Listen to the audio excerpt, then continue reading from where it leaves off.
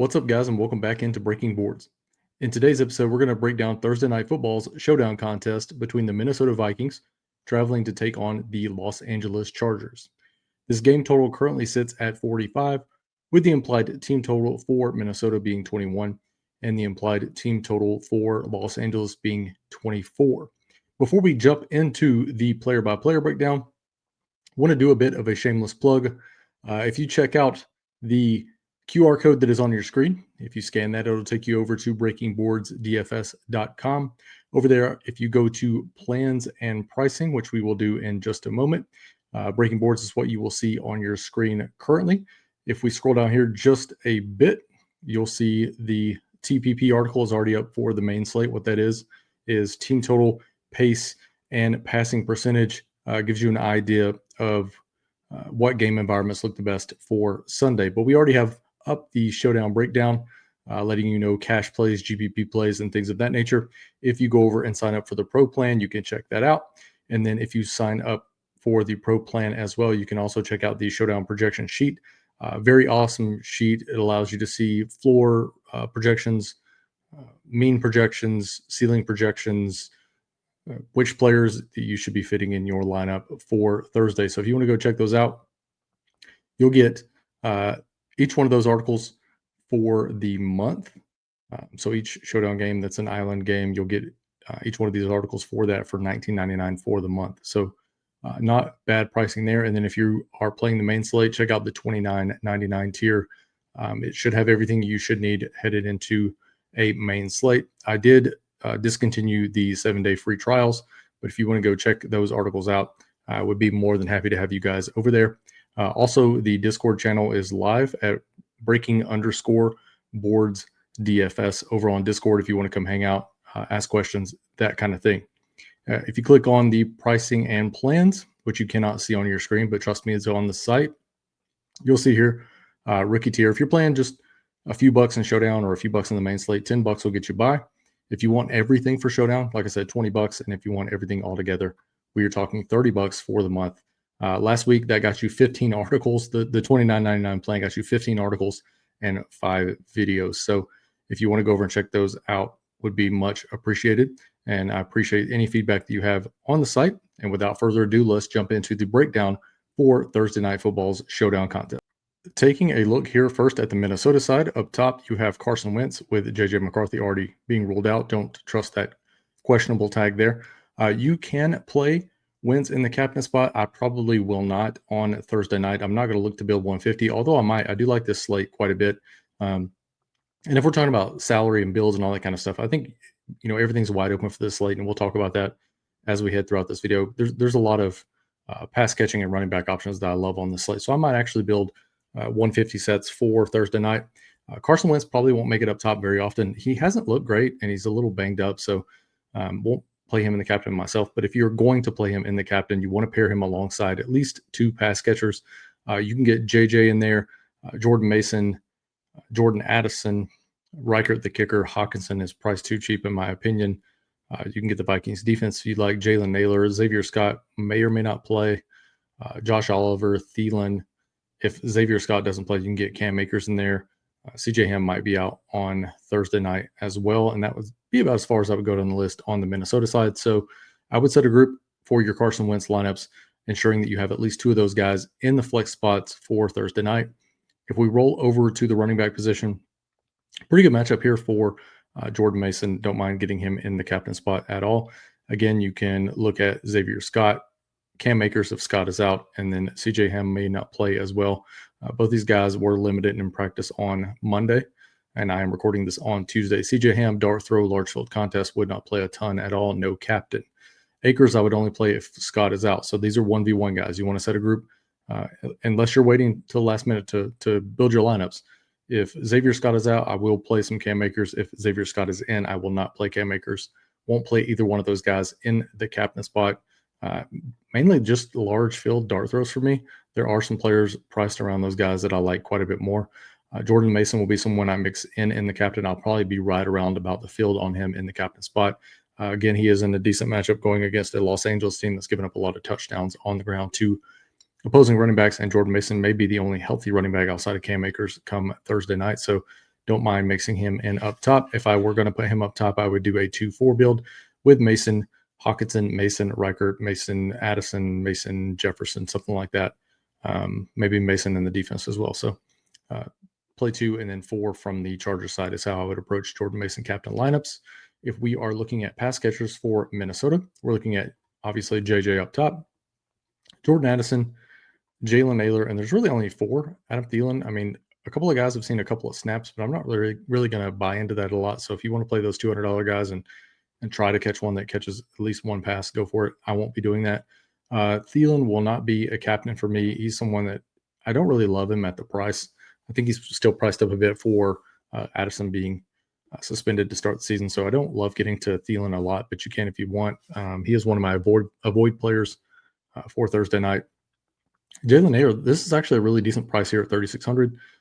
If you get either one of those points outside of week 1, I feel like you're doing fine at 3,600. He'll be someone that I look to be over the field on because I think it's going to take pieces just like this to get the lineups you want to get on Thursday night. And a lot of my initial builds, I think I've built like 500 lineups so far.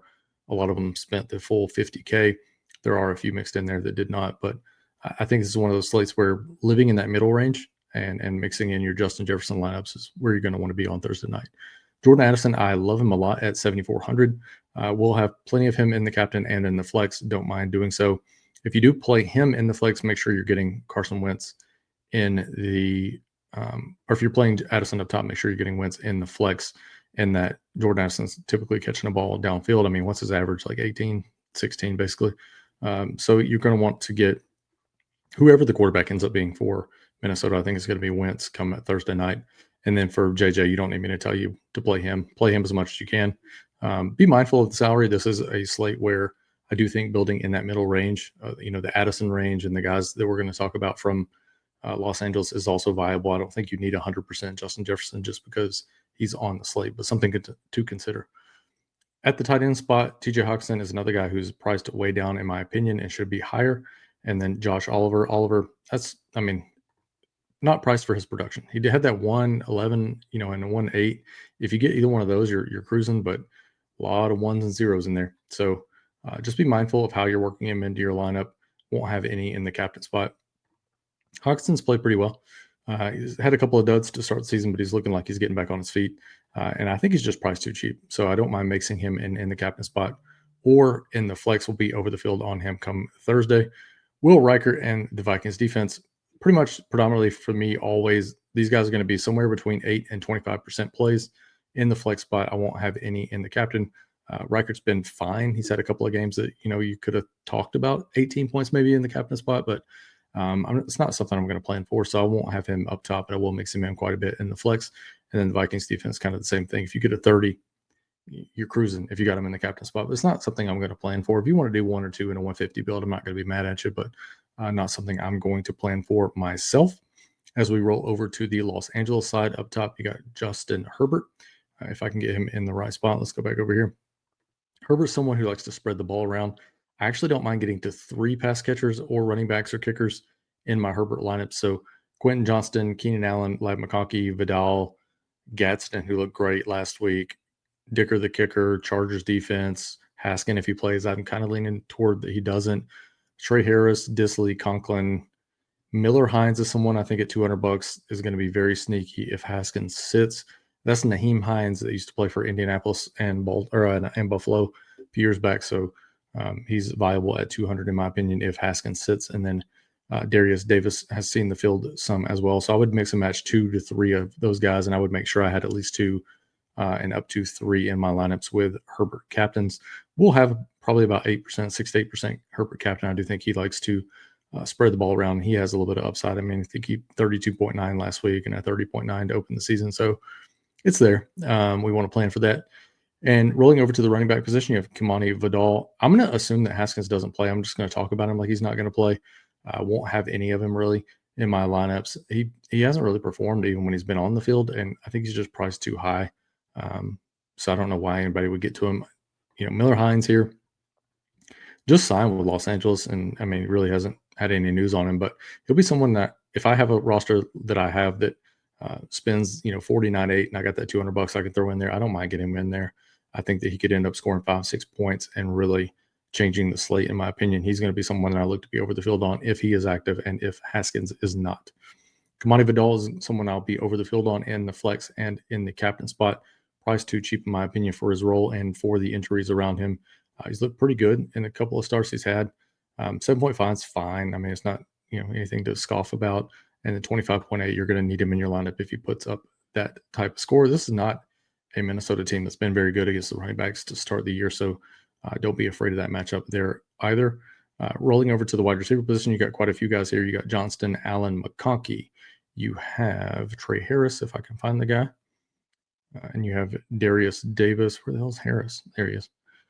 All right, Harris and Davis. Harris has been, pretty decent over the last couple of weeks. He'll be someone that's kind of like the Jalen Naylor guy, that in that price range, I don't mind getting to him when he fits, and I'm fine with that 5, 6, 7, 8 points. Darius Davis is someone that's going to be mixed in large fields. That 0.3 might come in handy at $200, so he'll be a dart throw in large field. Either one of these guys here, don't mind playing either of them in the captain spot or in the flex. Will be over on at least 2 of the 3. I'll be over on Johnston, and McConkey will match the field on Allen. If I were putting these guys in order for this matchup, I would actually go McConkey, Johnston, and then Allen, even though Johnston has been a hoss to start this season. I feel like Minnesota's defense is more set up to defend Quentin Johnston's game versus McConkey sitting down in those holes in the defense and actually just helping them move the ball down the field quite frequently. So if I were putting them in order, McConkey, Johnston, and Allen will be over on McConkey and Johnston, and at the field on Allen in the flex and in the captain spot. Next up, best play on the slate, in my opinion, and don't mind getting him in the captain spot, is Oronde Gaston. You have about 37-11 tight ends here. You have Disley, you have Conklin, and you have the dude from Daredevil, Fisk. Fisk is someone that I don't mind mixing in large field. Same thing with Conklin, won't have any captain, and same thing here with Disley. This is a little bit too priced up for me. Can he get there at 1,600? Sure. Am I planning for it? No. We'll throw him in where get in where you fit in. Rondé Gaston will be someone I'm going to have a ton of. This guy's really starting to pop onto the scene. If you're playing yearly fantasy, make sure you have your waiver wire submission in for Rondé Gaston, or you are going to regret that as we move throughout the season. He's going to be a good play as we head into fantasy playoffs as well. So I will have quite a bit of him in the captain and in the flex, and I think he helps be that glue to hold lineups together for Thursday night. Next up, we have Dicker the kicker and the Chargers defense. You can basically ditto everything I just said about Will Reichert and the Vikings defense. Both these plays will be around 8 to 25% for me. In the flex, I will have none in the captain spot. That's going to do it for a very quick breakdown for Thursday Night Football. Again, you can play any type of salary build or salary that you want and build that you want for Thursday night.